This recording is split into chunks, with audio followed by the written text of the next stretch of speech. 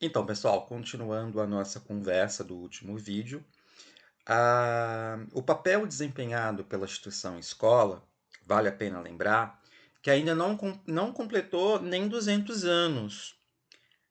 A ideia de que educação é um produto da escola, com um conjunto de pessoas especializadas na transmissão de saberes e conhecimento, os professores. A escola é também uma instituição, uma nova instituição, porque passou a funcionar como fábrica, entre aspas, de cidadãos, segundo determinado ponto de vista que temos de determinados alguns autores. Possuindo um conjunto de valores estáveis e próprios, é isso que faz dela uma instituição. Valores estáveis e valores próprios. Esses valores e estáveis e próprios, portanto, foram os elementos que contribuíram para uma longa estabilidade da escola. O que isso significa? Porque criaram regras, um tempo de aprendizagem dividido em etapas. A escola tinha determinados currículos, tinha determinadas categorias e hoje nós temos por base, por ciclo, cada coisa a gente aprende uma coisa, a gente entra com uma idade, sai com uma outra, ela é bem definida, ela é bem clássica, tá bom? Ela é bem, bem estruturada nesse sentido. Mas é uma organização burocrática, um hall de conteúdos selecionados com objetivo específicos para a formação dos estudantes, tem um sistema de avaliação do desempenho e muitas vezes meritocrático, né, questão da nota, estabelece quem será credenciado com determinado título, no caso, quem receberá o certificado de que você concluiu e tem determinado gabarito para aquilo, ou um diploma, e etc.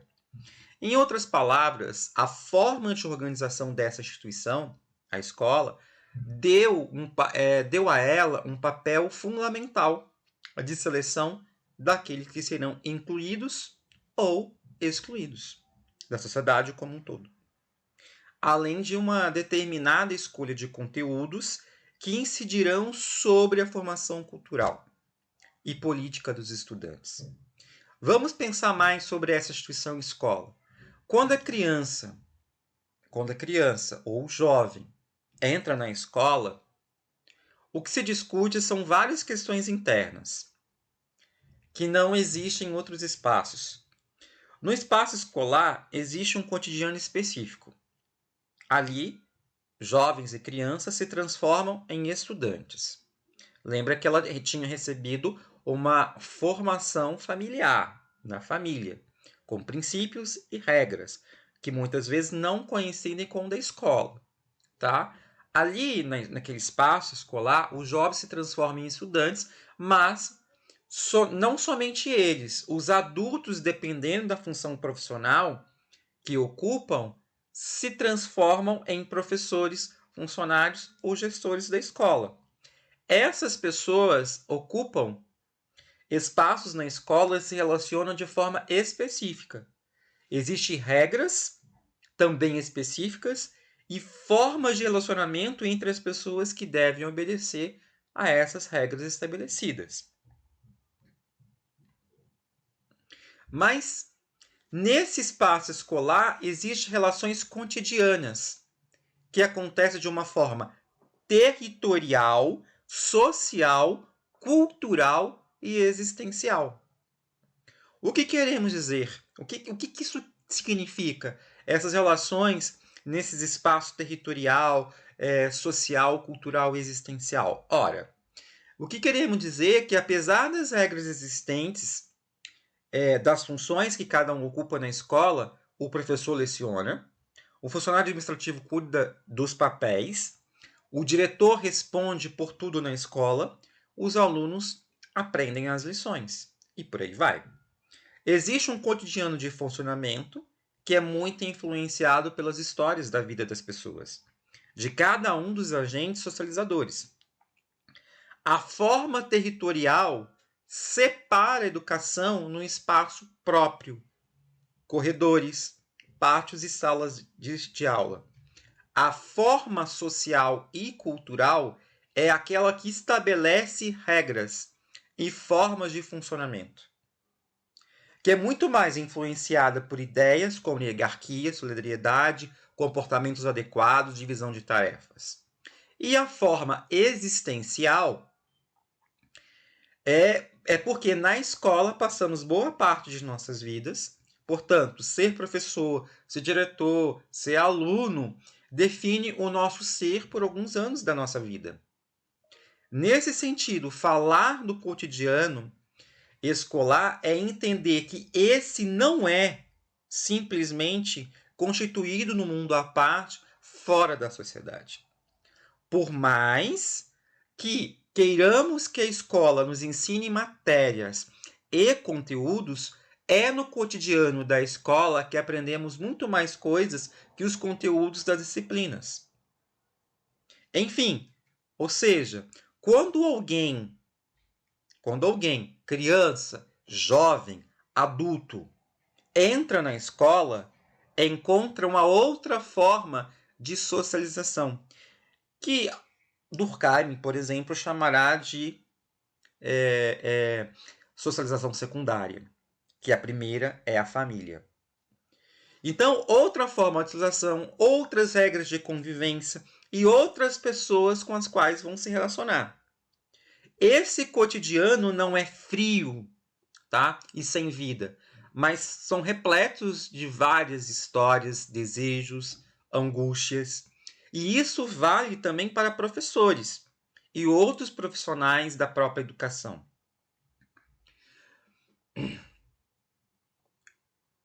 Mas esses profissionais, o que a gente tem que entender é que é também um espaço eles vivem num espaço democrático. A gente hoje em dia se fala de a escola como um processo de gestão democrática, onde cada um sabe o seu papel, cada um sabe o que deve ser feito e vamos trabalhar em cima disso. A democracia é sabermos e vamos trabalhar em cima desses papéis e queremos um bem único, né? Então, a democracia funciona muito nisso, a autonomia do próprio aluno. O que significa a autonomia do próprio aluno? Ora, que é muitas vezes confundida, a autonomia é muitas vezes confundida com ou fazer o que desejo, apenas o que desejo. Mas a escola existe regras. A autonomia é buscar por mim mesmo e buscar ajuda naquilo que eu posso ser melhor. A autonomia, eu mesmo vou curtir a regra em mim, eu não preciso que os outros precisam dizer o que eu preciso fazer dentro da escola. Se eu tenho atividades para fazer, eu não preciso do meu pai, da minha mãe ou dos próprios professores o tempo todo dizer para mim o que preciso dizer, ou mandar binóculo para você o tempo todo que você precisa ser lembrado que você precisa fazer aquela determinada atividade. Então, isso é ser autônomo na sua própria aprendizagem. Você vai para além daquilo que é esperado de você. Né? Isso é ter autonomia. Mas é uma autonomia reflexiva. Né? Isso é muito importante dentro do papel da escola. Isso é a escola, tá? Dentro de um processo democrático. Precisamos assumir esse papel, nós precisamos ter o processo democrático, nós precisamos relacionar uns com os outros, tá ok? Vamos pensar que também na escola, segundo Bourdieu, há uns diferentes tipos de escolas. E por ter diferentes tipos de escolas, ela representa uma forma de padrões de desigualdades sociais. Para Durkheim, a escola é uma das instituições que promovem a manutenção dos padrões sociais e estabelecem por meios, tá, de socialização e da adequação do indivíduo à realidade social. A escola pode assumir uma função social, tá, reprodutora dos interesses dominantes. O processo democrático favorece o desenvolvimento de instituições transparentes de consumidores e cidadãos, esclarecendo-se de ideologias subliminares contidas em seus discursos. Tá? Marx já consegue definir uma sociedade humanizada, em que valorizava a função social. Ele entendia que podia ser entendida como uma superestrutura, ou seja, fora da superestrutura. O que é? É fora da dominação e da consolidação do quem está no poder continua no poder e quem não está no poder continua subjugado a esse poder. Ele alertava sobre o perigo da educação unicamente profissionalizante, que é basicamente para quem não está no poder, e criadora de uma falsa consciência trabalhadora da realidade da situação de escravidão em que vivia. Ele valorizava a educação gratuita e separada das políticas de Estado. Então, ele não entendia que a educação dependeria do Estado necessariamente. Tá bom? Então, nós temos aí Durkheim, que fala que a escola ela é uma adequação do indivíduo à realidade social.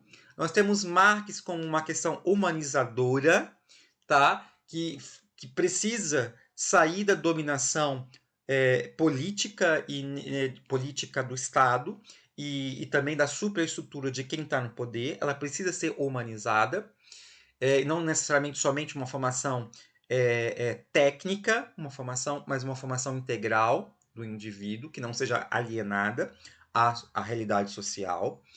E eu tenho Bourdieu, que fala que a educação, a escola como ela traz esses vários tipos, né, de escolas, esses vários tipos de escola traz a desigualdade social, que é uma ideia do próprio Marx, que quem está no poder continua reproduzindo esses ideais burgueses, esses ideais de poderes e de ideologias, da qual subjuga e não abre espaço para os outros. Então, a educação ela tem um âmbito muito maior do que simplesmente essas ideologias que escraviza e que não permite que as pessoas tenham acesso à cultura, a que sejam humanizadas por si só. Então a gente precisa pensar essa escola como um processo democrático, um espaço democrático, um processo que não seja somente para o vestibular ou simplesmente para o mercado de trabalho. Precisamos de uma forma geral, porque não adianta eu ser um profissional que não seja humanizado, não adianta eu entrar no mercado de trabalho se eu não sei dos meus valores, dos meus direitos e dos meus deveres. Não adianta me formar na faculdade, entrar na faculdade, se eu não sei aplicar esses conhecimentos. Então, a formação precisa ser integrada, ela precisa observar também esses princípios da desigualdade social. Tá ok? Pessoal, esses são um dos poucos daquilo que a gente precisa pensar sobre a instituição escolar, e ela está muito atrelada também sobre a questão da instituição familiar. É o que nós veremos nos textos que a gente discutiremos na sala do Times. Tá ok? Um forte abraço, até mais, continue estudando, continue perseverando, e nós estamos aqui para ajudá-los. Até mais.